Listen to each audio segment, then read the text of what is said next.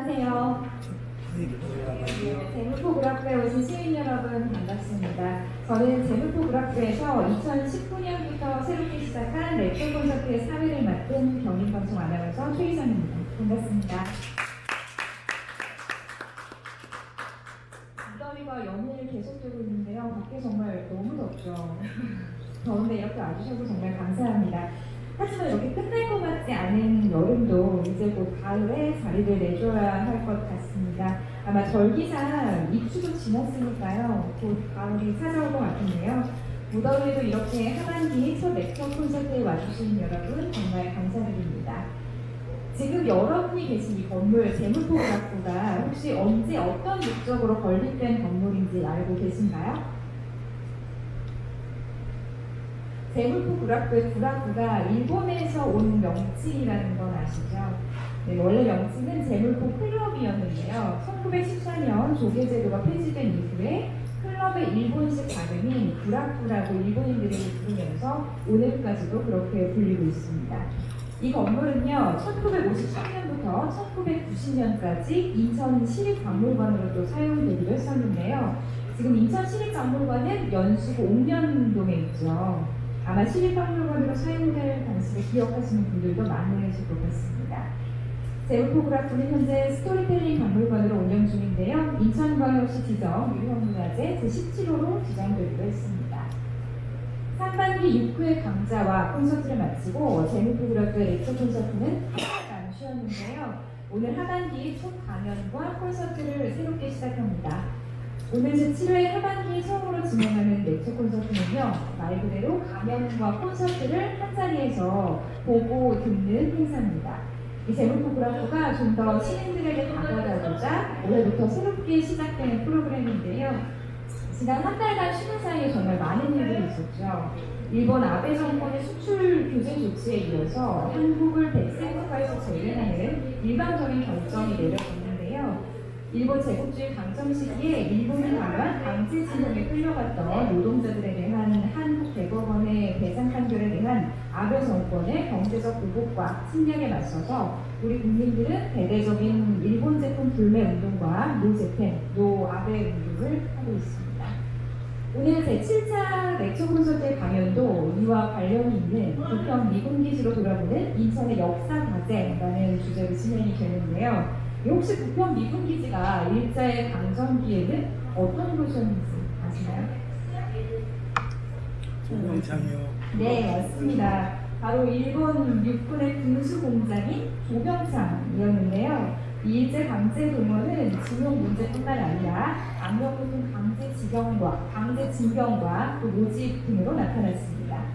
이런 강제 동원은요, 국외뿐 아니라 국내에서도 대규모로 일어났는데요. 부평 미군기지가 바로 국내 강제 동원의 현장이었던 곳이라고 볼 수 있습니다.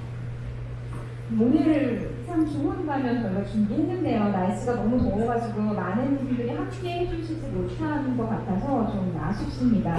8.15 광복절을 앞두고 오늘 강연을 위해서 특별히 귀한 발걸음을 해주신 분은요. 초대 민선 부평구청장으로 정치활동을 시작하시고 16대, 17대 국회의원을 지내시면서 송병준 후손들이 제기한 부평 땅 소송에 적극적으로 나서면서 친일파 재산 환수 법안을 발의하셨던 최용규 인천대학교 이사장님이십니다. 최용규 이사장님께서는요, 현재 부평 미군기지 시민참여위원회 공동위원장을 맡아 미군기지 환수 이후 이곳을 어떤 곳으로 만들어 나갈지 시민적 지혜를 모으고 계신데요. 자, 그럼 이제 최용규 이사장님을 박수로 연단에 모셔볼까요?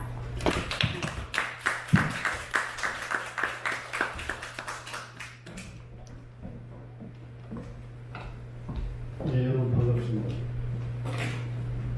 이현 박사가 이곳에서 얼결에 대답을 하고 있는데 제가 운이 안 좋은지 금년 들어 가장 더운 날, 가장 짜증나는 시간에 여러분을 모시게 됐습니다. 원고는 나름대로 준비를 해봤는데 원고에 얽매이지 않고 가능한 여러분들 편한 마음으로 들을 수 있도록 그 말씀을 이어나가고 있습니다.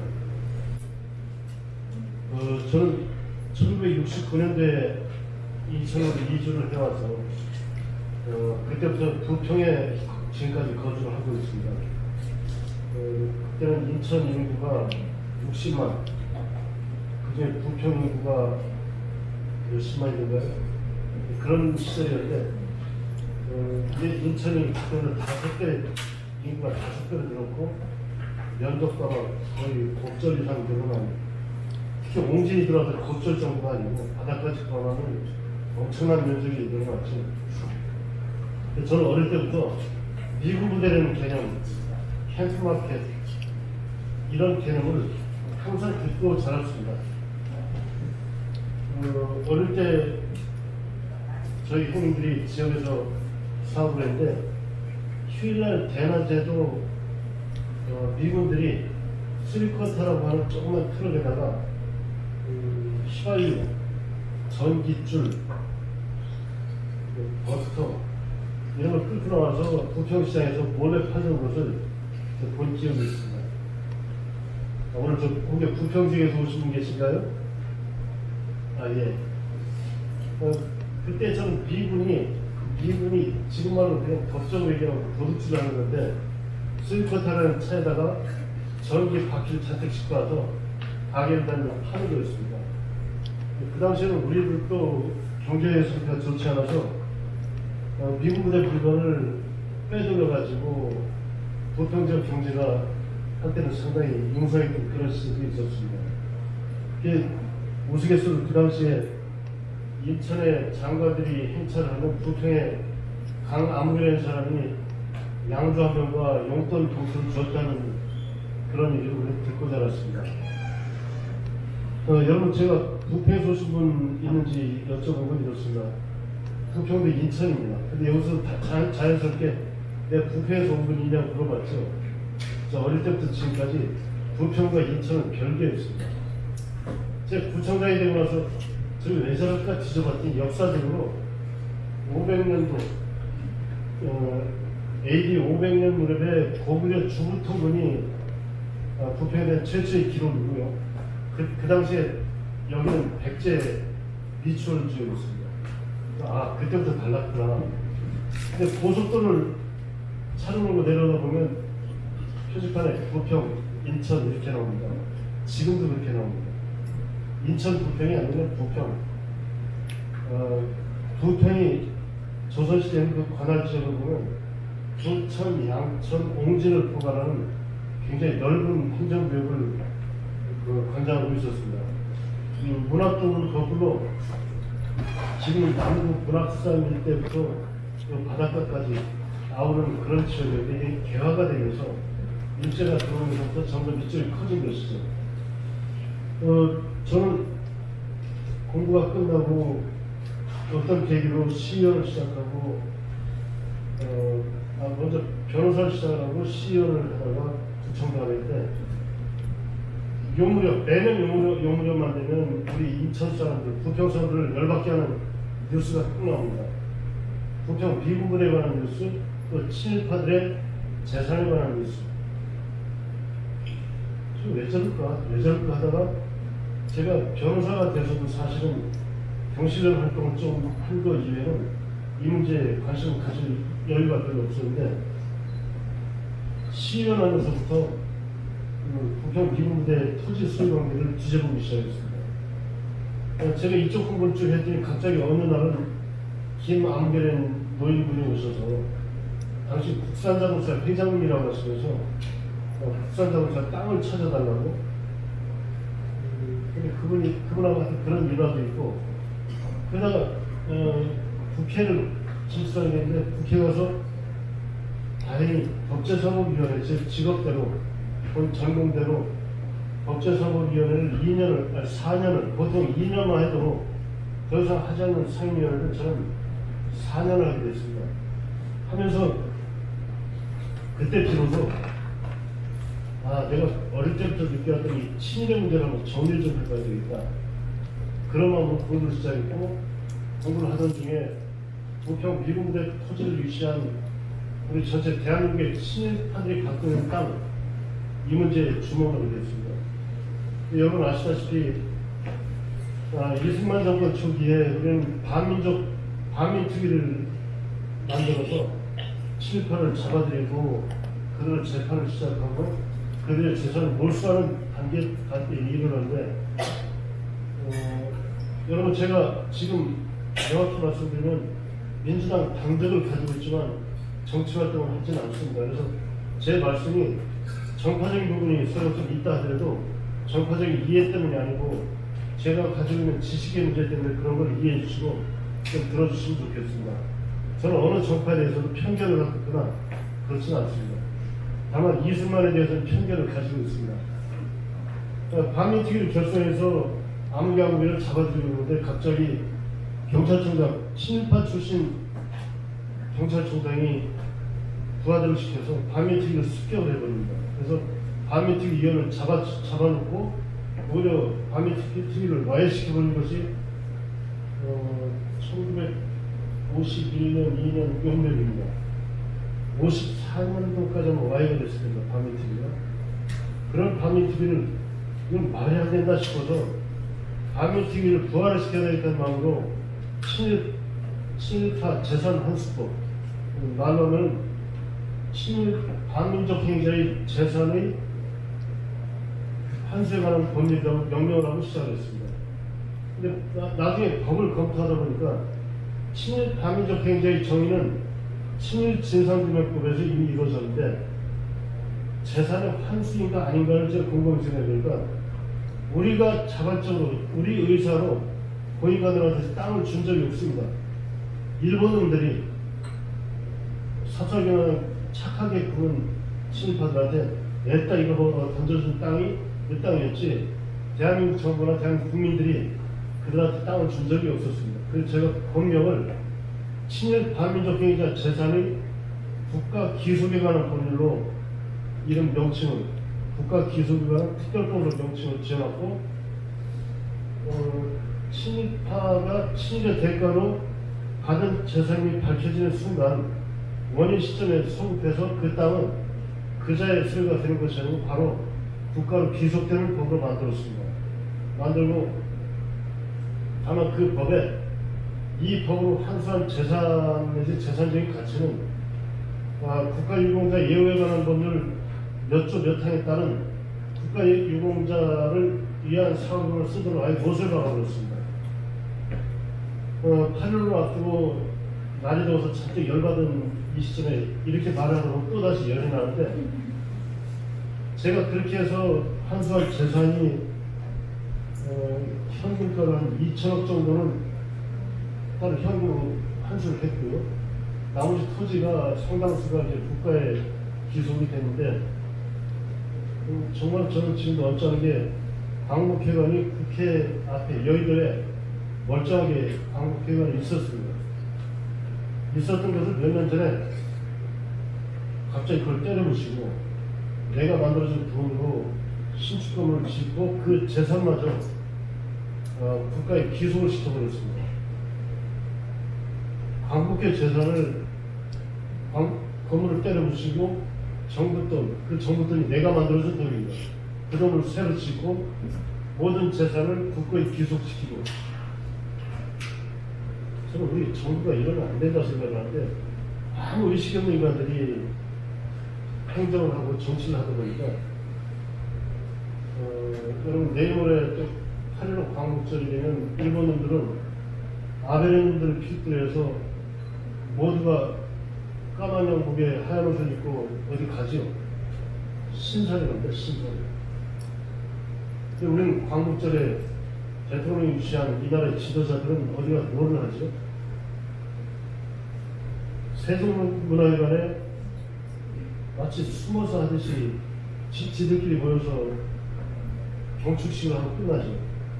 저는 정신적인 중심이 서있지 못해서 그렇다고 보는데 그 이유 중에 하나가 광복회가 이따위로 운영이 돼서 그렇다고 생각합니다. 광복회는 적어도 이 나라의 정신적 중심이 되줘야 되는데 세상에 역대 광복회장이라는 자들이 내가 고소를 당하더라도 할 말을 해야 되겠습니다. 애국지사의 아들, 손자씨가 되는 사람들마저도 대통령이 눈치나 보고 귀나 마치고 하는 바람에 광복회가 비참한 신세가 되고 말았죠. 난 그런 부분이 참 값없는 일이다. 자존심과 줏대가 어디 갔는지 난 그런 부분이 통탄스럽다 합니다. 자꾸 이렇게 얘기하면 옆으로 자꾸 뻗어나가는데 여러분 본래 이쪽으로 돌아와서 캠프마켓 얘기를 잠깐 해보겠습니다. 캠프마켓 땅이 과거에 일본인들이 와서 내딸 여기는 조경창이라고 금을 그어놓고 쓴 땅인데 그 땅의 임자는 그 당시에 누구였냐면 누구죠? 송병준 그죠? 을사오적 송병준의 땅이었습니다. 여러분 송병준이라는 자는 여기 계신 송씨도 계시면 불쾌하지 마십시오. 여러분하고 성우 같아도 피가 다른 인간이니까 제가 마음대로 말하겠습니다. 그 인간은 이완용의 식객으로 시작합니다. 이완용의 소개로 어느 기관에 취직을 했는데 아부를 잘하고 잘 빌려서 승승장구해서 나중에 결국 이 나라의 재무장관까지 올라가게 됩니다. 그런 인간이 이 땅을 수리했다는데 제가 관직을 놔두고 나왔을 때 천도교 교령과 간부들이 저를 찾아온 적이 있습니다. 만나 뵀더니 당신이 말하는 그 땅은 송병준이 땅이 아니고 송병준이 당시 우리 천도교 교도였는데 요즘 말하면 총무부장 정도 했는데 이놈이 우리를 배신하고 이 땅을 들고 튀어서 나가가지고 시천교라는 대표적인 친일 종파를 만들어가지고 그 종파에다 이 땅을 집어넣어버린 겁니다. 나한테 이 땅을 찾아달라고 요청하는 거예요. 천도교 쪽에서. 제가 정말 그렇다면 난 이거 평생 송병준이 땅 말고 환승동을 했던 사람이고 당신네 특정 계층 집단을 위해서 이 일을 못합니다. 거절한 적이 있습니다. 여러분 제가 약칭 친일자산 환수법을 통과시킨 게 2005년도 12월 29일인데 그 전에 저나 제 보좌관들은 별거를 다 당해봤습니다. 밤길을 조심하라는 얘기부터 네 자식이 어느 학교 다니냐고 묻는 등 심지어 어떤 사람은 자기들하고 적절히 타협하면 너한테는 꽤 큰 복을 떼줄 테니 이 법을 좀 적절히 하자는 한 번은 송병준의 증손자 되는 손자가 되는 송돈호라는 인사가 있었습니다. 그 사람이 전라북도 장수에 어느 요양원에 줄풍마저를 쓰러져 있으면서 요양원 원장을 저한테 보냈는데 저한테 거래를 하자고 제안을 하는 거였습니다. 여러분 뒤에 서 계신 분들 불편하시면 앞에 앉으시죠. 거래 내용이 뭔가 드러나보자고 얘기를 들었더니 내가 죽을 때까지 요양원 비용으로 쓸 한 5억 정도를 주면 내 아버지, 할아버지와 관련된 모든 재산을 국가에 내놓겠다는 것이었습니다.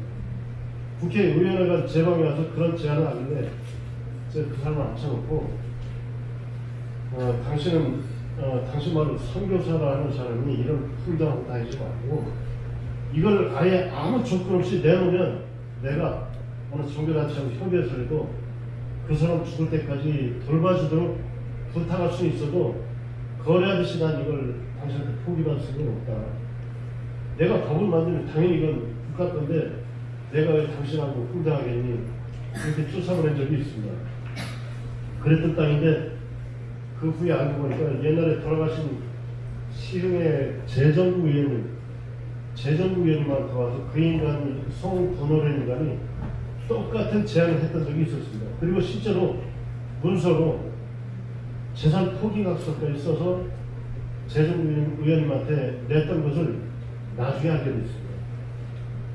지 할애비가 친이었으면 손주라도 정신 좀 차렸으면 되는데 손주마저도 이제 마지막 남은 기력 가지고 사기를 친 그 꼴을 보고 역시 여러분 선량하게 살면 돈을 못 누려도 행복을 누리는데 저렇게 참 악랄하게 살면은 돈을 일시 누려도 나이는 안 좋구나 이런 생각을 해봤습니다.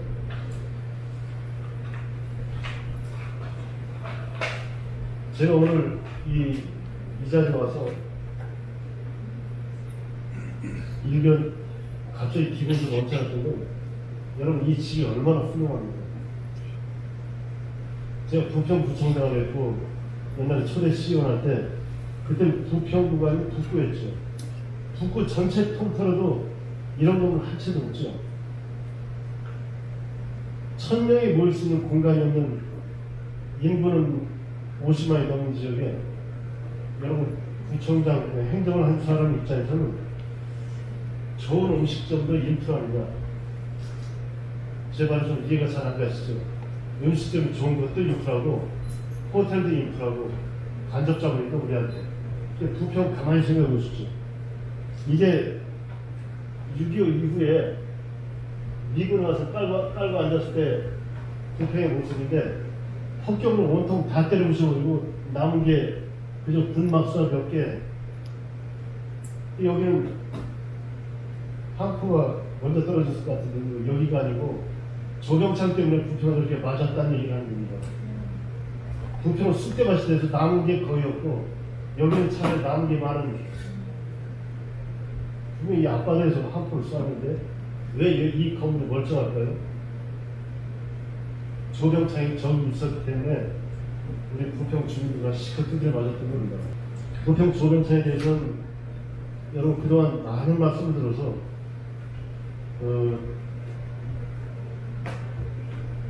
대부분 생각하고 제가 이제 미군부대 반환운동 경과에 대해서 잠깐 말씀드리겠습니다. 95년 7월 초하루날 부평구청장을 취임했는데 그 당시에 인천시장 초대시장 최기선 시장께서 부평구청에 오신다는 거였습니다. 여러분 관선시대에는 구청장들이 임명된 자리였기 때문에 시장 오면 당연히 맞이하고 보고하고 어쩌고 해야 되는데 그때 저 생각엔 이건 아닌 것 같아서 그 부구청장 당시 임명한 부구청장이 하시라고 그랬더니 나만 유난 떨어지 다른 구청 모두가 하는데 왜 너만 유난 떠니 그냥 해라 그래서 나 안 한다. 근데 타협하면서 너 왜 그러니 어떻게 해주면 될까 그러길래 그럼 내가 부탁하는 거 하나만 들어줘라. 그게 뭐니 그러길래 시장에 오시면 정상적으로 보고를 하고 그 다음 첫 번째 행사가 내가 요청한 대로 시장이 자리 움직여서 내가 요청하는 사항에 대한 보고를 듣고 거기에 대한 답을 내려달라고 요청을 했습니다. 우리 최기선 시장님이 정파는 달랐어도 참 흔쾌하고 훌륭한 분이신데 최 시장님께서 그래 그렇게 하자. 7월 1일날 부평구청 7월 1일 아니죠. 7월 14일인가 7월 20일께 부평구청에 처음 방문하셨는데 업무 보고를 한 뒤에 시장님을 모시고 이 자리가 부평 경남아파트 310동 꼭대기입니다. 옥상입니다. 옥상에다가 보고자를 이렇게 크게 만들어 놓고 최기선 시장이 그 당시 도시국장, 부의 의장, 그리고 저입니다. 저때 제가 물이 조금 지금보다 좋았습니다. 그러니까 저게 24년, 만 24년 대중입니다. 이 아파트 옥상에 올라가서 시장님한테 여기 널려있는 이 미군부대 저거 좀 내보내 줍시다. 그때 그렇게 얘기하면 빨갱이라고 욕먹을 때입니다. 근데 내가 시장님한테 저거 내보내야 되겠는데 시장님 좀 도와주십시오 그랬더니 맞아 저거 내보내야 돼. 그 다음날 경인일보 1면에 이 미군부대 전경이 아예 사진을 찍혀 나왔고요. 그런데도 불구하고 그때 그 사진을 내보낸 분이 지금 경인일보 사장입니다. 저는 그 이영재 사장, 그 당시 기자한테 평생 감사한 마음을 갖고 살고 있습니다. 이렇게 시작된 미군부대 이전운동이 그 뒤에 인간한테 있게 운동을 벌이게 됐고요. 여기 보면 인천에 그다음 이 시의회 의장하던 신명순 의장부터 양재덕 선생 많은 분들이 같이 해주셨고 특히 부평구역의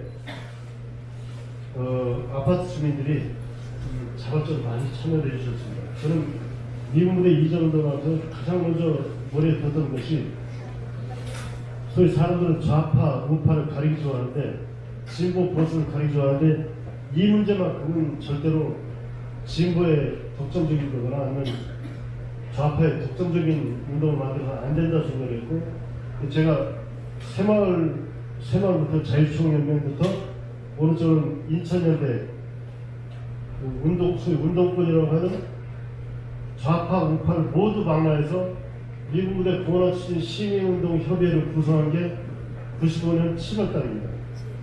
이때부터 고맙게도 진보적인 친구들도 와서 같이 운동을 동참해 주셨는데, 내가 운동하는 방식이 나중에 그분들이 성에 안 차서 어느 정도 같이 동참을 해주다 뛰어나가셨습니다. 뛰어나가서 그때부터 그분들은 미국 무대 정문 앞에다 텐트를 치고 장기 투쟁을 해주셨는데, 그분들이 그 운동이 얼마나 큰 힘이 됐는지 모릅니다.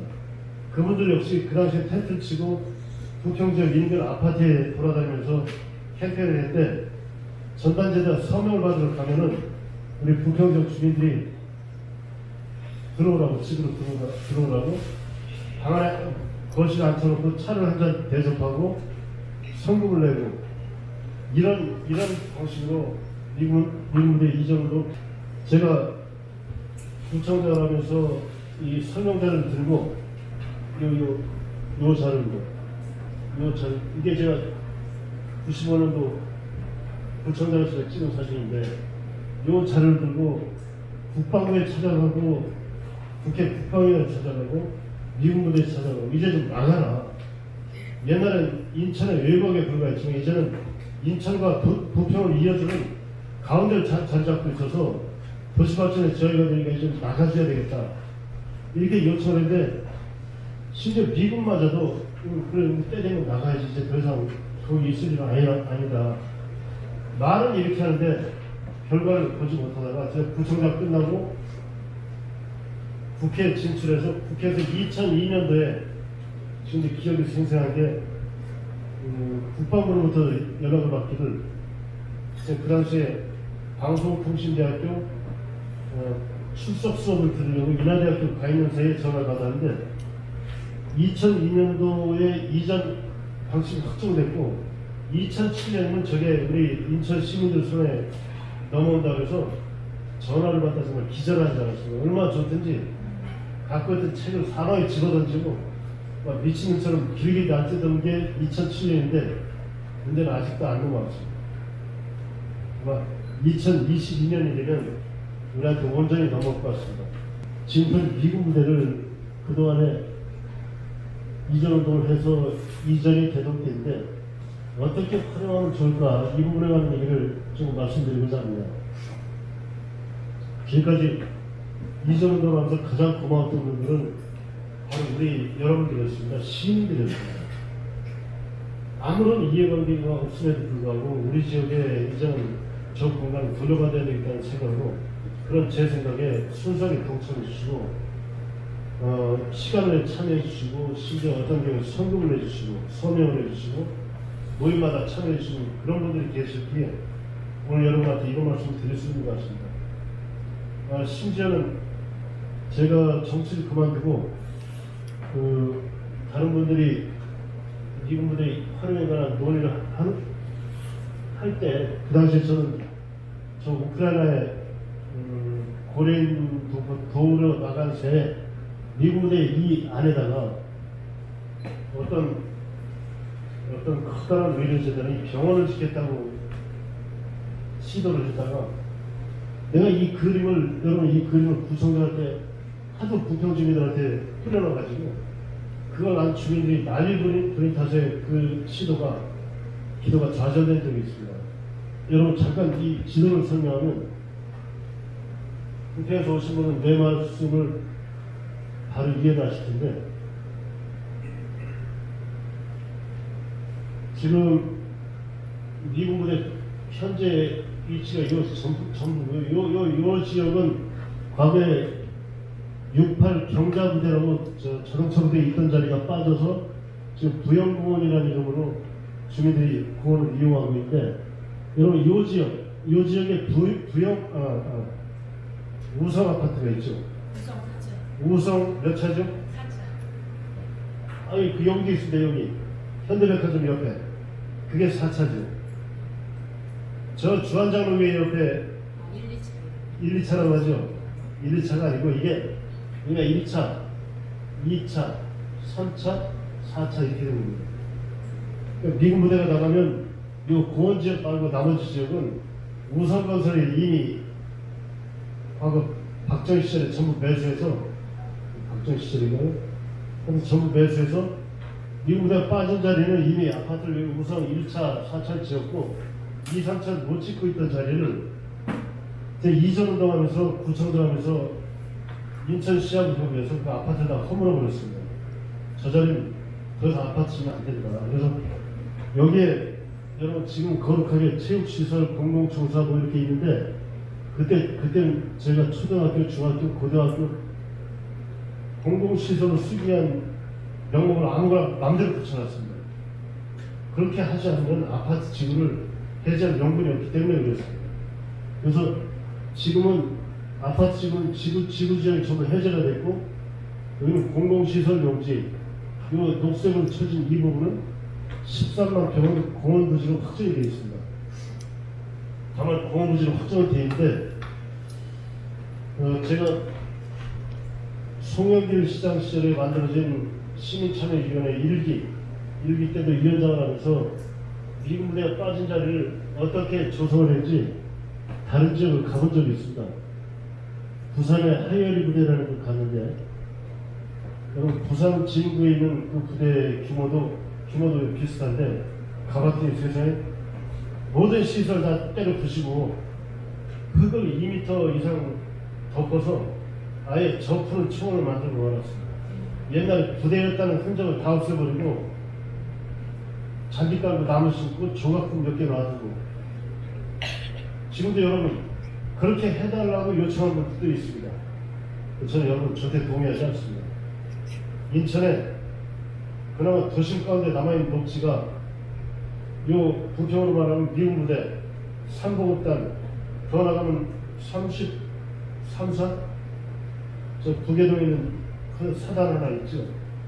이런 정도 부대밖에 없는데 거기마저도 우리 시민들이란 공간을 쓰지 못하는 문제에 더 이상 희망이 없습니다. 저는 앞으로 인천 전체 군부대에 있던 자리 모두를 이제 시민들의 요구로 더 이상 도심을 확장하지 말고 이런 여유 공간을 만들어야 된다고 여러분들이 그런 운동을 해야 된다고 여러분께 권고를 드립니다. 제가 농담은 그런 얘기를 합니다. 여러분 부평 미군부대가 과거에 에스캄시티라는 이름을 있을 때는 그 규모가 100만 평이 넘었습니다. 100 몇십만, 140만 평 가까이 됐습니다. 과거에.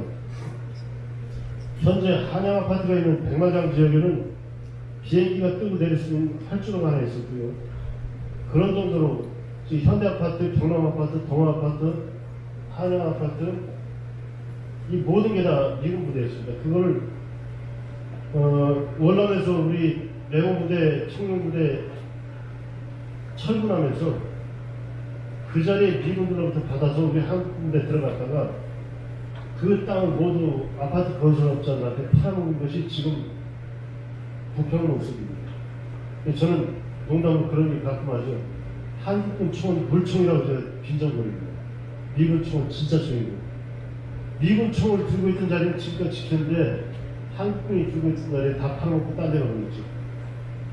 근데 그래서 저는 미군부대 이중운동을 하면서 방위운동을 하지는 않았습니다. 그나마 미군이 있었기에 지켜져서 방위하기 미안한 말들 방위운동은 안 했습니다.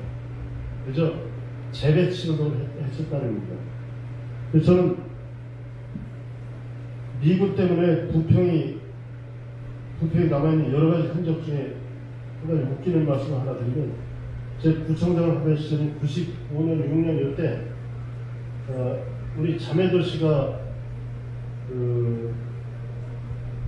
캐나다 인접한 갑자기 제일 왼쪽 북쪽의 주가 뭐죠? 오레곤주에 어느 카운티가 우리 자매도시였는데 거기 가느라고 LA를 경유하게 됐습니다. LA에는 여러분 아시다시피 우리 교민회가 굉장히 왕성하죠. 제가 간다는 얘기가 그쪽에 전해져서 LA에는 인천 교민회가 아니고요. 웃기는 게 부평 동회라는 교민 모임이 따로 있습니다. 그 뿌리가 바로 에스캄시티 캠프밖에 되었습니다. 여기 근무하던 분들 또 여기 종사하던 분들이 이민을 많이 가서 그분들이 형제 자매를 모셔가고 그러다 보니까 우리 교민회가 구성이 되기를 부평 동회가 따로 되어 있는 겁니다. 구청장이 왔다고 모였는데 야외 가든 파티를 하는데 한 80가족 이상이 모였습니다. 굉장히 미세를 많은데 미군 부대와 부평을 이렇게 떼어쓰는 관계인데 여러분 이제는 앞으로 3년 뒤에는 미군 부대의 흔적은 전부 지워지게 되어 있습니다. 자, 그럼 미군 부대를 넘겨받으면 저걸 여러분 우리 어떻게 활용하면 좋을까요? 이제 그 문제를 오늘 여러분께 조금 상의드리고 싶어서 이 자리에 섰습니다. 현재 미군 부대는 문화재청에서 지표조사를 한 결과 보존할 가치가 있는 건물이 32곳이 있다고 보고서가 있습니다.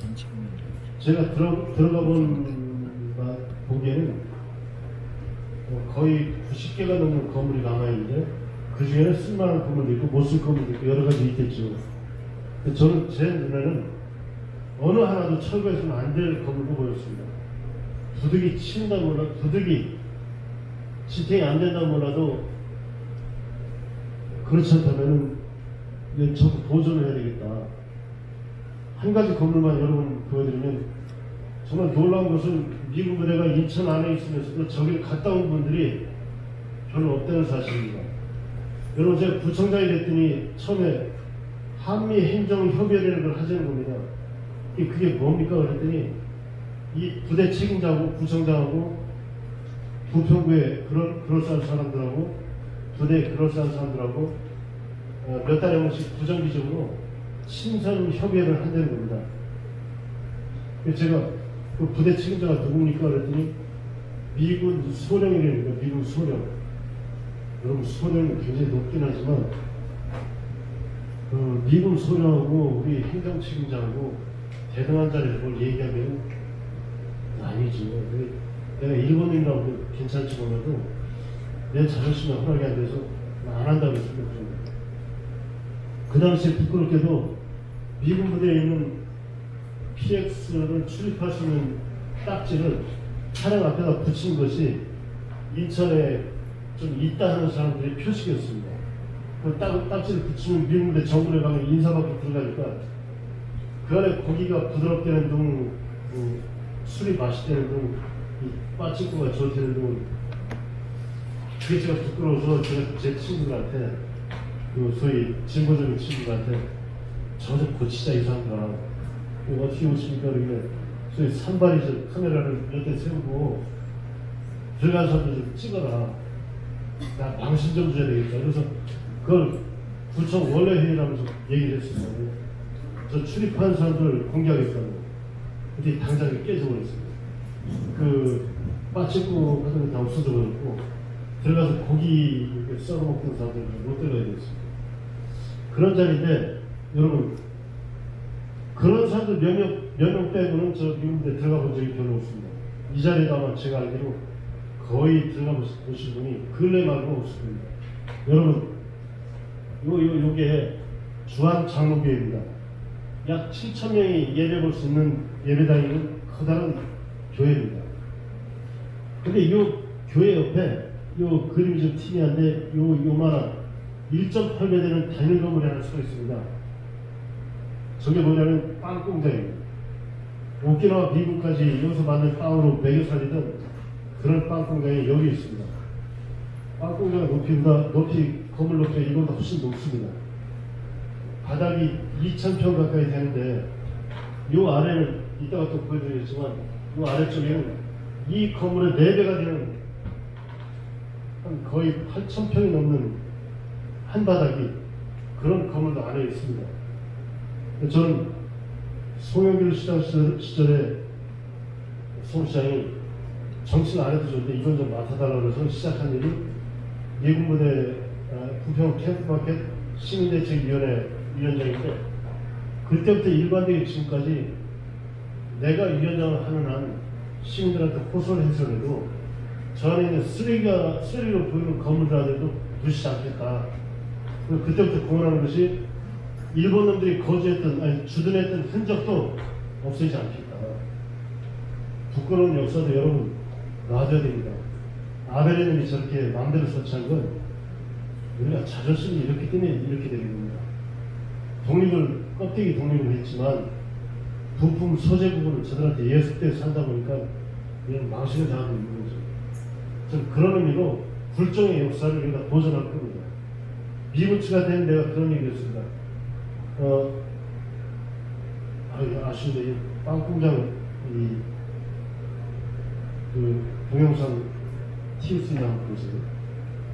저 빵공장에 들어가면요, 빵이 피대를 타고 막 하늘로 이렇게 왔다 갔다 합니다. 이게.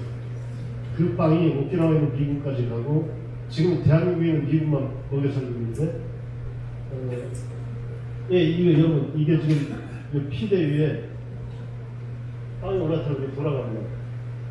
모든 종류의 빵이 이렇게 돌아가는데, 이게 아까 말씀드린 바다 면적 한 2,000평 되는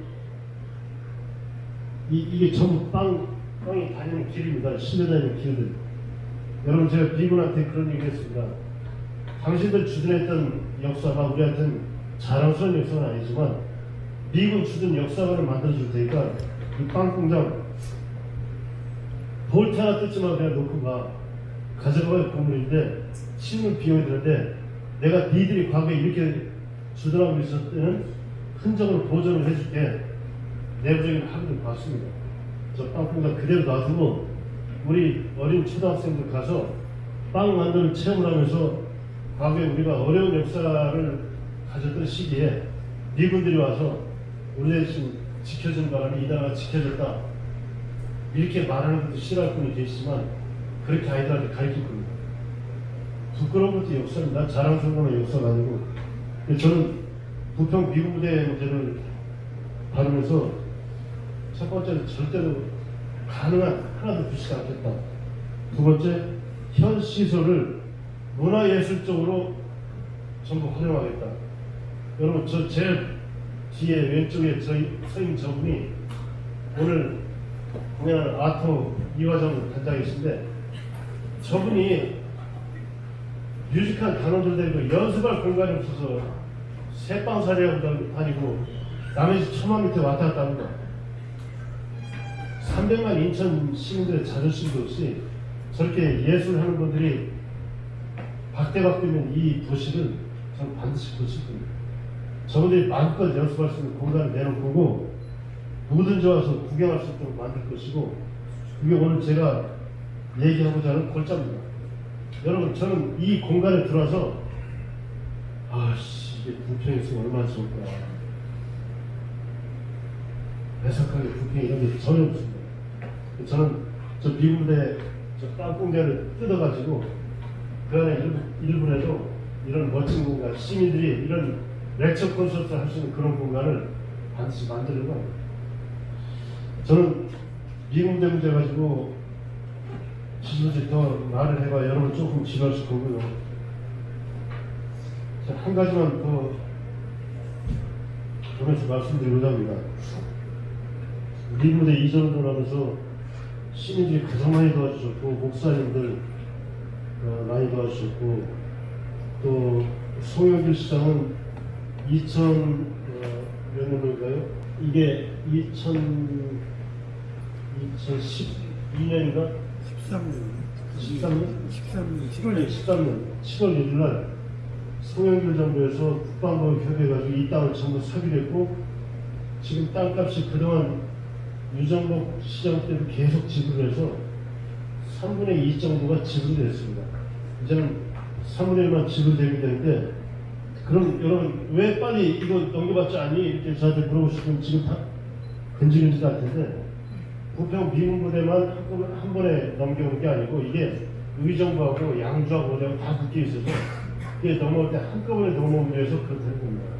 그래서 아쉽지만 2022년이 되면 여러분 저 이화정 감독도 지금 마음껏 연수실 활용할 거고 여러분도 저 부대 안에서 가서 그늘 안에서 이런 영사들과 좋은 얘기를 할 수 있는 그런 기회가 올 겁니다.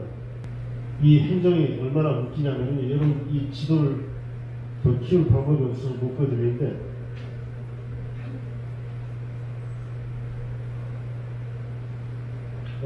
주한장로교회와 미군부대 사이에 기찻길이 있습니다. 이게 삼포북단으로 들어가는 기찻길인데 옛날 구청에서 서구를 넘어가는 길을 장국의 길을 합니다. 그 길이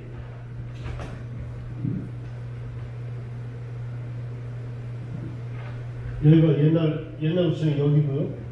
이 길이 넘어가서 동인여상으로 바로 넘어갑니다. 이거 부대를 뚫고. 근데 주한장로의 앞길을 이렇게 빤치 뚫으면 이 빵 공장이 통째로 보존이 될 텐데 우리 공무원들은 이걸 그림을 엊그제 놨습니다. 이렇게 길을 이렇게 비틀어 놨습니다. 그래서 빵 공장을 일부 허물 쪽으로 그림을 그려놨는데 제가 저 그림을 그린 친구한테 이 그림 왜 이렇게 그렸어? 그랬더니 이게 동국부대로 들어가는 기찻길이 이렇게 꾸며져 있습니다. 이 기찻길을 피한다고 그랬던 겁니다. 제가 그 공직자한테 그랬습니다. 여보, 기찻길 끄대는 아니지. 그래서 건물을 지켜야지. 뭔 소리냐고. 근데 삼보국단도 여러분 다행히 5년 뒤에는 전부 빠지기로 했습니다. 그래서 기찻길이 필요가 없는데 저는 저 길은 반드시 바로 잡고 반드시 저 빵공간 지키고 여러분한테 좋은 공간으로 내놓을 겁니다. 어제 제가 어떻게 기회가 닿아서 현재 인천대학교 법인 책임자로 일을 하고 있는데 인천대학교 내부에서 그런 협의를 했습니다. 부평의 캠프마켓이 17만 1000평 대 13만 평이 공원이고 4만 평 정도가 업무 시설 용지인데 인천대학교가 지금 11만 평 안에 15,000명의 학생과 교수가 다 바글바글 살고 있습니다. 그래서 지금 인천대 예술대 교수 학생들한테 왜 예술대가 절간에 있듯이 바닷가 끝에 처박혀 있느냐, 저리 가자. 저는 교수들이 저한테 역사작가 대들자 왔어요. 제가 예술대 학장을 모시고 저기를 미군대 안에 구경을 시켜드렸더니 예술대 학장이 저한테 그럽니다. 내가 소주 한잔 사드릴게요. 왜? 우리 저기 보내주세요. 이게 제가 첫 번째 하려고 하는 문화예술 터전 프로젝트입니다. 여러분, 대학교 교수들이 얼마나 보수적이냐면은 너 옆으로 좀 한 자리만 비키려 해도 안 비키는 분들이 그분들인데 학교를 통째로 예술대학을 가겠다는 겁니다. 저는 예술대학에 가기로 했고 도서관 교육감한테 가서 좀 파리 좀 했습니다. 교육감님, 대중문화예술고등학교를 만든다고 하는 것 같은데 어디다 만들까? 그랬더니 어디 얘기를 하길래 여러분, 사람 많은 데가 최고 좋은데요. 저기로 가면 바로 인천대 예술대학하고 대중문화예술고등학교 같이 바로 붙어버리고 그 주변에 문화적인 인프라를 갖춰주면 예술고등학교는 환상적인 자리에 가는 건데 어떻게 생각하시는지 갑자기 도서교육감이 선배님 조금 생각해보고 그랬더니 오늘 공개적인 자리에 가서 대중문화예술고등학교는 내년에 설립하되 2022년도에 이관되면 저기에다 배치하겠다 약속을 했습니다. 자, 그럼 고등학교, 대학교 됐죠? 그 다음에 극단 아토 오는 거죠?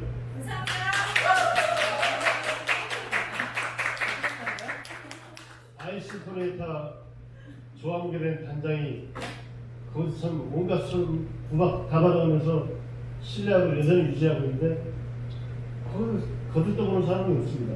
어디 가서 깽깽이질 할 데는 없어요. 근데 조단장한테 얘기할 겁니다. 와서 마음대로 시끄럽게 한번 해보라고. 또 마임을 하는 박정숙 씨, 최규호 씨 부부, 우리 모르는 사람들은 또라이 부부라고 합니다. 또라이 부부. 그들이 왜 또라이입니까? 예술가들이죠. 그들 남부에서 준 공간에서 마임을 열심히 하고 있는데 구청장이 바뀔 때마다 마임 공간이 흔들려서 쩌쩔매길래 선생님, 나중에 서른 받으면 이리 와 해주고요. 여러분, 저는 농담을 자꾸 말씀드리는 농담이 아니고 제가 구청장에서 만든 부평 풍물축제는 지금 대한민국 100대 관광축제가 돼서 국비가 몇 억씩 지원되는 그런 축제를 만들었습니다. 여러분, 부평은 우리가 비아냥거리는 말로 공돌이 공순이가 중심이 된 산업지역인데 문화가 전혀 없습니다. 이 집을 돌아올 만큼 부평의 문화예술 시설이 전무한데 저는 거꾸로 역설적으로 부평을 문화예술 도시로 만들 겁니다. 또 부평 이에 인천 전역에 남은 군부대든 뭐든 이런 자리를 앞으로 우리가 시가 넘겨받게 되면 반드시 여러분과 힘을 합쳐서 문화가 있는 인천을 만들 겁니다. 제가 일본 도쿠시마, 또 신라는 일본 얘기 잠깐 하면 오사카 건너편에 시코쿠라고 하는 커다란 섬이 있습니다. 거기 가면 도쿠시마, 덕도라고 하는 도쿠시마라는 작은 도시가 있는데 인구가 50만입니다. 그 도시의 축제가 일본 3대 축제 중에 하나인 아와오도리라는 걸 하는데 그 축제 기간 일주일 동안 그 도시가 인구가 150만이 됩니다. 150만 명이 이때입니다. 8월 15일 전후에서 150만 명이 와서 일주일 동안 미친 듯이 거리를 휩쓰는데 가보면 단순 반복적인 음악과 무용, 참 바보 같은 무용 이걸로 이루어진 축제인데도 일본 열도 전체가 열광을 합니다. 여러분 인천에 왜 그런 문화 콘텐츠가 없지? 왜 없을까요? 있지요. 있는데 우리가 무시해왔죠. 그걸 살려야죠. 객가노래 여러분 압니까? 객가노래 일부 부산들만 하죠. 나는 김응학이라는 분이 단소 줄풍류를 하는 분이 있는데 그분은 개건에서 어릴 때 개건에 살다가 인천 도원동 쪽에 공연이 온 걸 보고 구경을 왔다 거기 미쳐가지고 지금 아마 돌아왔을 거예요. 그게 평생을 매진한 분인데 인천시가 그런 걸 무형문화재도 안 만들어줬습니다. 이런 건 우리가 앞으로 좀 바로 잡아나갔으면 합니다. 여러분 저는 부평 캠프마크 이 자리에 아까 부평 미국의 활용방안 그리고 사진이 옛날 육보국차이로 가던 부평 현대아파트 뒤쪽에 삼보급단이 2023년에 전부 나가기로 약속을 했습니다. 여기는 약 30만 평 정도 되고 이건 16만 평인데 제가 시의원할 때부터 지금까지 저 지역에다 대학을 유치하자는 말이 모든 주민들의 꿈입니다. 꿈. 근데 안타깝게도 인천은 수도권 정비계획법이라는 괴물 같은 법 때문에 대학을 신설하지 못합니다. 지방에 있는 대학을 이전해 오지도 못합니다. 그나마 분교는 가능하죠. 그래서 제가 마지막 대안을 갖고 있는 게 여기에 있는 대학을 재배치하면 되는데 여러분 송도 사시는 분들이 나한테 싫은 소리를 하더라도 송도는 인천대학이 전부 깔고 앉아있을 이유가 별로 없습니다. 너무 좁습니다. 인천대학이 그냥 계속 있게 하려면 40만 평, 연세대학교가 28만 평을 깔고 앉아있는데 인천대학교는 11만 평을 깔고 앉아있습니다. 15,000명의 학생과 교직원들이 저게 30만 평 이상을 주면 그냥 분할하지 않아도 되는데 꼭이나 쪼개고 싶어서 가지고 좁아서 쪼개야 되는데 쪼개서 저는 인천 전역에 재배치할 겁니다. 제가 일하는 동안 부평에는 예술대학이 갈 거고요.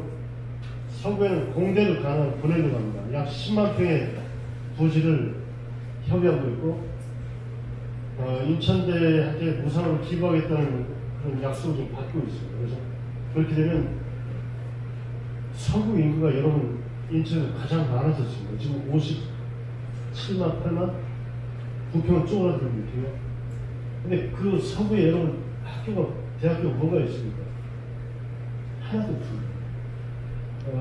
저는 오늘 특정적으로 비하는 얘기가 아니고요. 저 고향 쪽 얘기를 함부로 해서 비하는 거예요. 여러분 공주가 몇 만이나 되죠? 30만도 안 될 겁니다. 거기는 국립대학이 있지. 30만원이 국립대학이 있는 겁니다. 우리는 300만인데 겨우 인천대 하나 국립대 있는 걸 가지고 인하대마저 없었으면 인천 교육에 완벽하게 들어오셨죠. 저는 가능한 인천대를 우선 지금 분산을 해놓고 나중에 지방에 있는 국립대 수요가 줄어서 문을 닫게 되면 그걸 끌어 가지고 올 겁니다. 그래서 여기에는 예술대학을 갖추고 부평 주민들은 어떤 주민들은 여기에다가 아예 대학을 저 정도 면적이면 대학을 하나 앉혀달라고 하는 분들도 있습니다. 아니, 법이 허용하면 가능하겠지. 법이 허용되지 않아서 지금은 예술대학을 가져다 놓고 서구에는 저 대학을 갖다 놓고 이렇게 하나하나 만들어 가는 겁니다. 제가 운이 좋아서인지 관복이 있어서인지 인천대학교 일을 맡고 나서 여러분 지금 하고 있는 게 평생 교육원을 인천 전역에다가 골고루 분산시키려고 합니다. 지금 구체적으로 조금씩 발표할 게 뭐냐면은 백령도에다가 인천대학교 평생 교육원을 넣을 건데 여러분 교수들이 배를 타고 몇 시간씩 가서 강의하는 그거 저 안 합니다. 원격 교육 시스템이 워낙 정제해 있어서 인천대에서 강의 가고 현재 지도교수 한 분이 계시고 백령도 인구 구성이 해병대 장병이 5,000명이 있고요. 우리 주민들이 5,000명이 살고 계십니다. 해병대 장병들은 대부분 대학을 다니던 학생들, 젊은이들인데 그들한테 학점을 딸 수 있도록 대학교 공부를 가르칠 거고요. 백령도 주민들한테는 취미교육, 교양교육을 충분히 가르칠 겁니다. 백령도 해병대 예를 들면 가장 어려운 분들이 하사관들인데 그분들은 취미교육을 하려도 갈 데가 없습니다.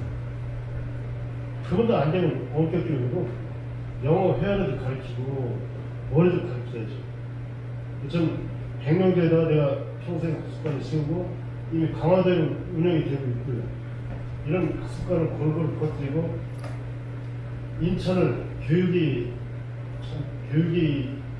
좋은 도시, 문화예술이 넘치는 도시. 제가 마치 정치하는 사람처럼 얘기하는데 그게 제 꿈이라는 말씀을 드리고 있습니다. 여러분 저 캠프바퀴에 요즘 결혼을 하면 우리한테 참으로 부끄러운 역사. 일본인들이 거기 주둔할 때는 관동주라고 하는 사찰까지 운영을 했고 바다구미도 있었고 지금도 그 흔적이 줄사택이 어떻고 이런 흔적이 남아있는데 그런 부끄러운 역사를 지나서 지금은 그동안 또 미군이 와서 우리는 함부로 양공주라고 비하했던 그분들의 희생이 있었고요. 공돌이 공수라고 함부로 얘기했던 우리 누나들 형들의 희생이 있었고 그렇게 만들어진 저 도시를 지금처럼 문화가 척박한 도시 절대 놔두고 싶지는 않고요. 정말로 자존심이 살아나는 도시 도쿠시마에서 느꼈던 한 가지 여담으로 구청장을 하는 시절에 인천 전체 프랜카드 게시대 한국무용과 김묘선 전주 대사석 대통령상 수상 이런 프랜카드가 전부 나부터 쓰면서 어떤 여자는 참 대단하네 이 정도였습니다. 근데 어느 날 갑자기 전화가 어떤 여자가 구청장실에 쳐들어왔어요. 저도 작지만 저보다 작은 여자가 왔어요. 어쩐 일이십니까? 그랬더니 내가 대통령상을 탄데 우리 구청장이 아는 체도 안 하냐고. 우리 주민이시냐고. 그래 알게 된 분이 이제 김묘선이라는 분인데 금년 10월에 이매방 선생님 뒤를 이어서 인간문화재 될 분입니다. 제가 아까 도쿠시마 아와우드를 얘기했는데 제가 거기 가본 계기가 그분이 도쿠시마로 시집을 갔는데 일본에 가서 일본 승려하고 결혼하셨는데 그 승려도 나이 많은 총각, 이 무용가도 나이 많은 처녀 눈이 띵 맞아가지고 결혼하게 됐습니다. 지금 그 스님이 돌아가셨는데 갑자기 스님이 주지 스님을 하면서 뒷바라지 다 돌아가시니까 이 김효선 선생이 일을 안 하고 공부해서 일본 승려 시험을 봅니다. 한국의 국적을 유지한 채 이름을 그대로 보유한 채 머리를 깎지 않은 채 일본 승려 시험을 통과하고 다시 주지 시험을 통과했는데 외국인이 주지 시험을 통과한 것도 처음이지만 머리를 깎지 않고 승려 시험을 통과한 것도 처음이고 일본 도쿠시마에 가면 19개 가면 88개 절을 순례를 하는데 그 순례 절에 2개의 절에 주지 스님으로 계신 분이 있어서 그분 때문에 제가 도쿠시마를 갔던 것이고 그때 느꼈던 문화가 넘치는 도시라는 개념이 전 평생 부평을 인천을 그런 도시를 만들고 싶은 게 제 소원입니다. 여러분 제가 한 가지 아픈 얘기를 한마디 말씀드리면 내일 모레 8.15에 광복절 경축 기념식을 하는데 한복을 입고 거기에 참여하는 사람이 누가 있는지 여러분 잘 보시기 바랍니다. 한 명도 없습니다. 그저 겨우 무용단이나 한복 입고 참여할까요? 일본인들 결혼식에 가면요, 남자는 까만 양복에 하얀 와이셔츠에 까만 넥타이, 여자는 전부 기모노입니다. 우리가 귀하던 일본인들이 문화적으로는 우리가 개화할 때 버렸던 우리 양반 문화를 그들은 모두 가지고 있고, 우리가 주색 잡기나 하고 한이나 괴롭힌다고 쉽게 얘기해서 버렸던 양반 문화를 그들이 다 갖고 있습니다. 저는 그런 양반 문화를 복원하는 것도 우리의 자존심이라 생각합니다. 여러분, 길을 가다가 어깨를 부딪히면 우리 반응이 어떻습니까? 일본은 어떻게 하죠? 딱 돌아서 대뜸 스미마세요, 미안합니다 그럽니다. 우리는 눈을 그 반응을 더 죽는다. 난초를 들고 엘리베이터를 타는데 난초가 흔들거려서 옆사람을 찌를까봐 일본 사람들에게 안뜻한 거, 이판. 우리는 어떻게 타죠? 옆사람 코를 찌르건 입을 찌르건 건드시고, 이게 우리 문화인데 난초 입을 끌어안는, 우리는 개화관에서 다 버렸습니다. 박경리 선생의 토지라는 소설 보면 첫 부분에 이런 얘기 나옵니다. 할머니가 서희죠? 서희한테 첫 번째 가르치는 말이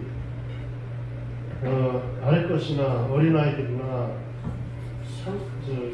서민이나 누구나 돈을 줄 때는 절대 알돈을 주지 말아라. 봉투에 넣어서 줘라, 이렇게 가르칩니다. 일본인들 여러분 아이들한테 용돈 줄 때 어떻게 줍니까? 하얀 봉투에 실로 십자가 만든 거기다 미성, 촌지 이렇게 줍니다. 우리는 어떻게 하죠? 가자성어 이러죠. 이렇게 천박해진 겁니다. 이 문화. 저는 이 자리가 과거에 인천문화원장인데 부천가에서 부패에서 대한민국에 처음으로 자치구 문화원을 내가 만들었습니다. 그 만들 때 사람들이 저 미친 거 아니야? 인천문화원인데 왜 만들어?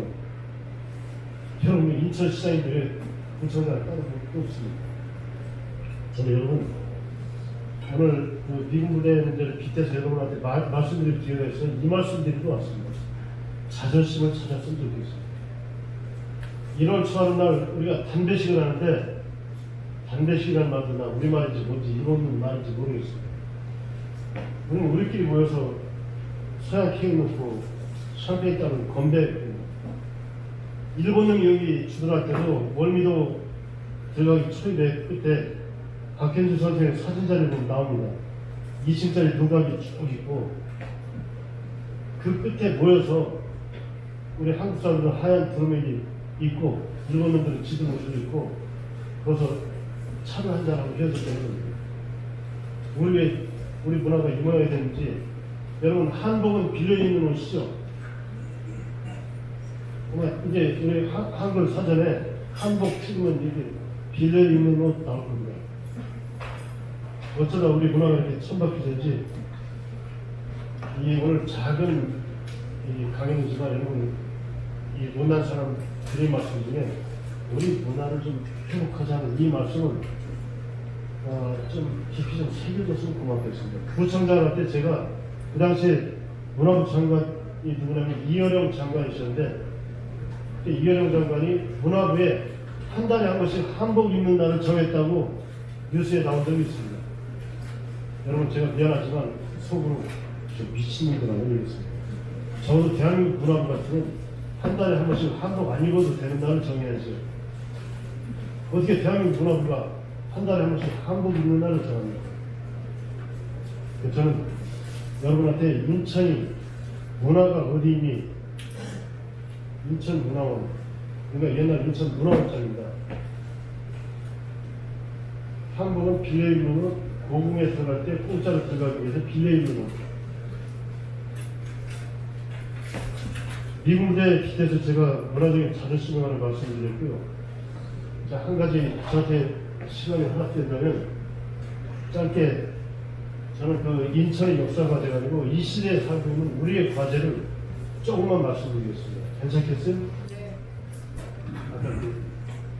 제가 인천대학교 이사장에 취임했더니 이가병 전에 부총장을 했던 분께서 어느 날 저한테 이 사람 이거 좀 보십시오 얘기를 하는데 인천대학교하고 연변대학교하고 손잡고 중국 훈춘에다가 대학교를 설립한다는 겁니다.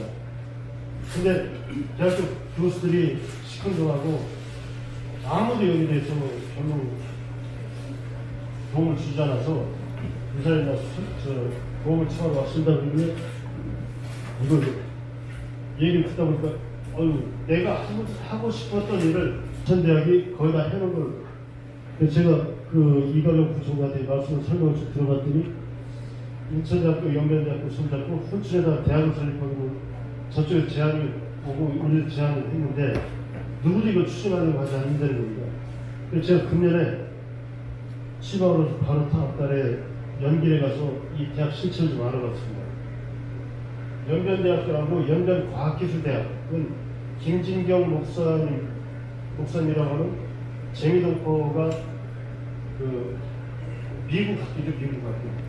그걸 연변대 옆에 세워놓고 그 두 대학이 합작대학을 만들기로 합의를 했는데 동경롭게 그 대학이 갑자기 퇴출되고 그렇습니다.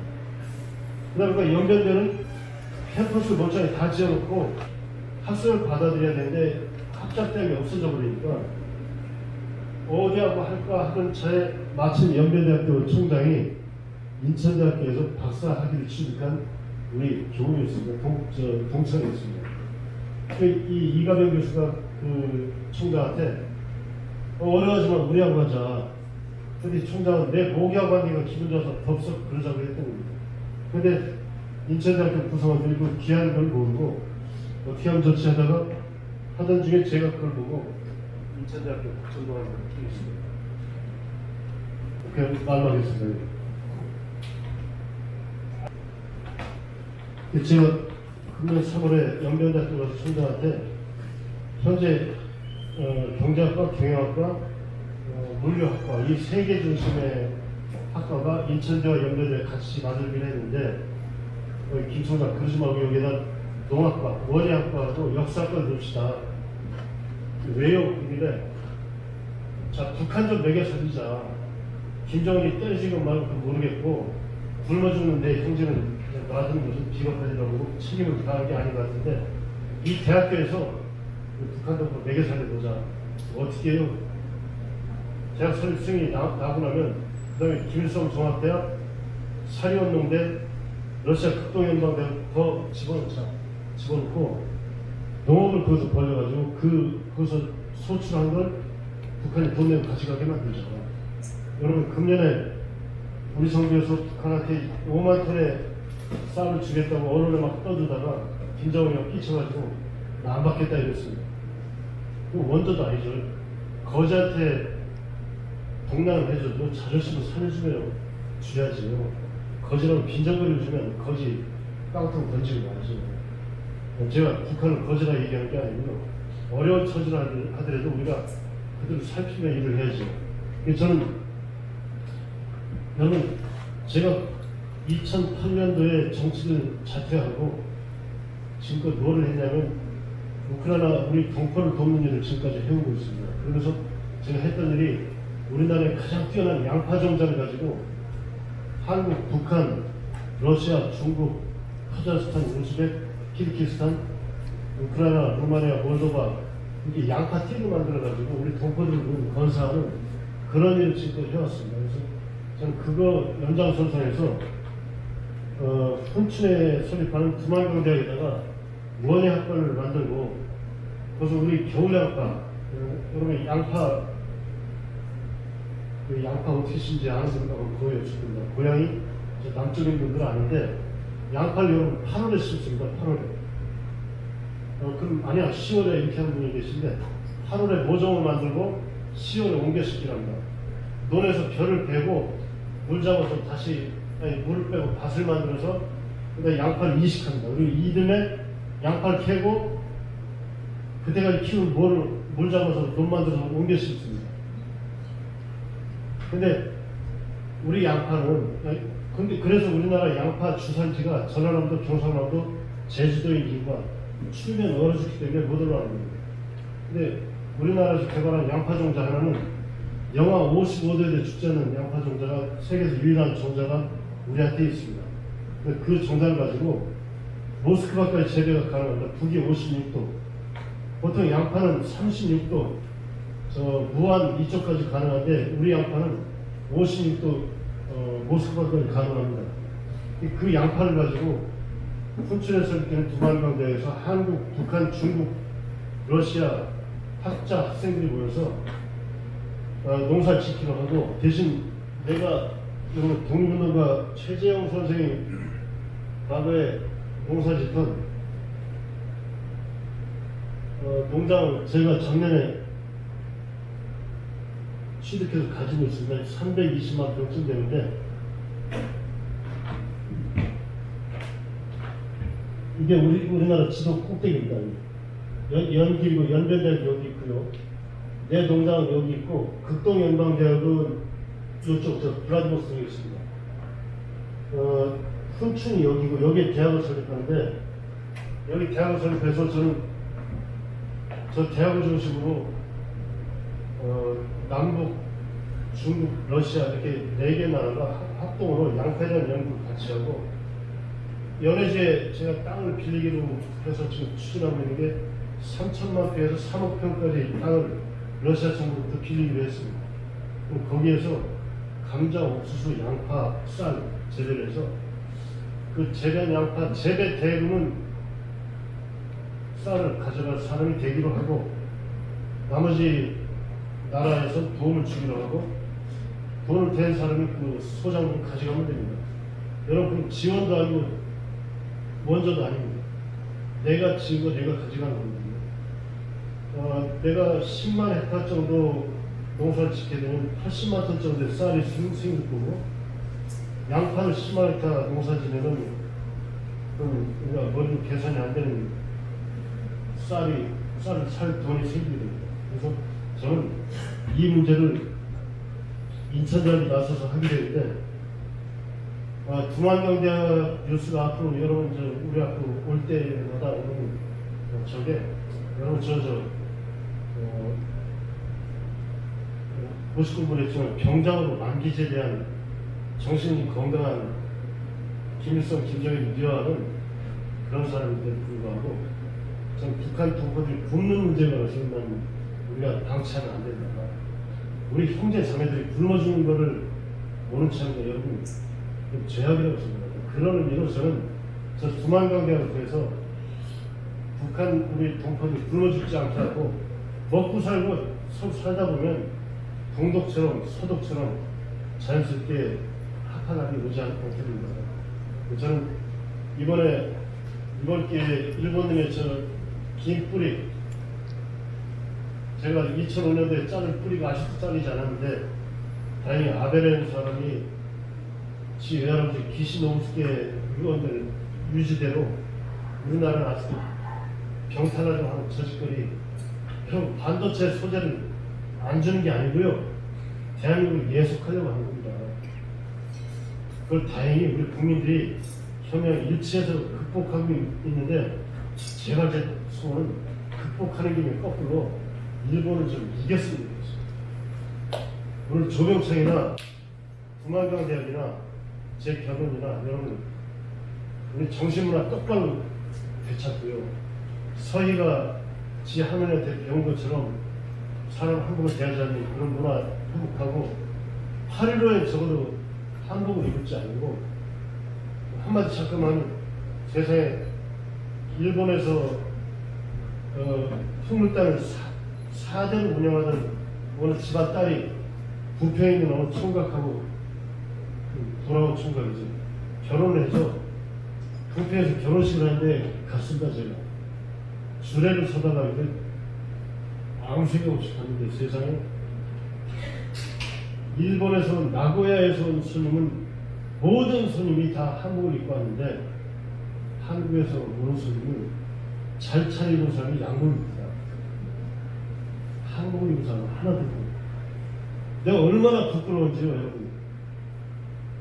내가 그 인천대학교 그걸 느끼고 인천대학교 입학식을 하는데, 이사장이라고 오래는 겁니다. 근데 지들은 전부 박사니까 모자도 쓰고 가방도 입고 폼 잡고 가는데 다 가운을 입고 가지 않습니다. 나는 가운 잡고 난 박사가 아니다 이런 그냥 학사입니다. 내가 생각하다가 아 그래 한복이다. 한복 두루마기를 입고 왔습니다. 내가 훨씬 나아요. 박사 모자 쓰고. 여러분 제가 제3 부탁드리면 자존심을 좀 찾으시기 때문에 내 아이한테 알던 던지지 말고 문화상품권 사서 봉투에 담아주지 않고 아이한테 기념품으로 한복을 하나 맞춰주기도 하고 우리 광복절에는 적어도 한복을 입고 명절날은 한복 입고 내가 지영택 이사장한테도 지난번에 요청했습니다. 세월 국악에 가면 제발 한복 입은 이가들 앞에 앉힙시다. 지회장님 금년부터 할 거라고 전 장담합니다. 제3 부탁드리는데 자존심을 찾으십시오. 이 말을 이유한 박사가 저한테 해달라고 부탁을 같은 오늘 나왔습니다. 고맙습니다.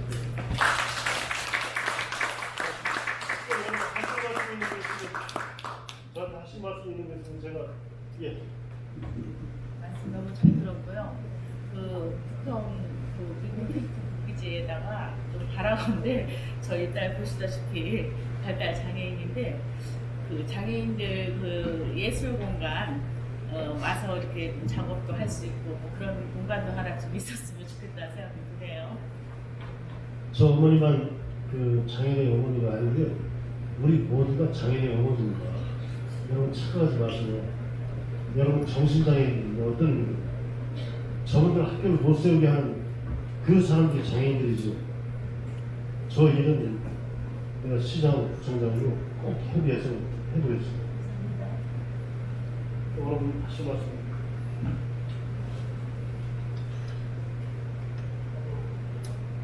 제가 당연히 지루하게 따분하게 했더니 아주 좋으시냐고 질문할 게 옵니다. 자 그럼 이만큼 마치겠습니다.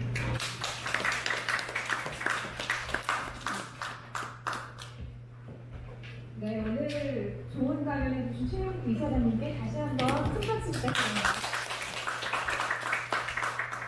네, 그럼 5분간 쉬었다가요. 오늘 준비된 공연을 관람하도록 하겠습니다. 5분간 쉬었다가 4시 25분에 다시 공연 시작하도록 하겠습니다.